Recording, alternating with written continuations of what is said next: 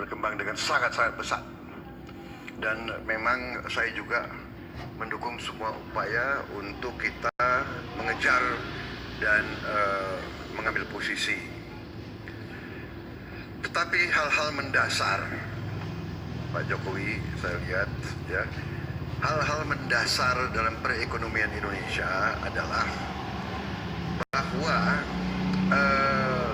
terjadi suatu disparitas, suatu segelintir orang, kurang dari 1% menguasai lebih dari setengah kekayaan kita.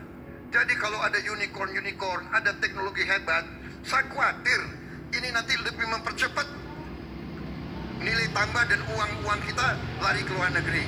Ini yang saya khawatir. Ya, silakan Anda ketawa, tapi ini masalah bangsa. Kekayaan Indonesia tidak tinggal di Indonesia. Menteri Bapak sendiri mengatakan bahwa ada 11.400 triliun uang Indonesia di luar negeri. Di seluruh bank di Indonesia uangnya hanya 5.465 triliun. Berarti lebih banyak uang kita di luar daripada di Indonesia. Nah, kalau kita tidak hati-hati dengan antusiasme untuk internet, e-commerce, itu, saya khawatir ini juga bisa mempercepat arus larinya uang ke luar negeri. Ini bukan saya pesimistis. Ini saya ingin menggugah kesadaran bahwa sistem sekarang ini sudah habis, Bapak.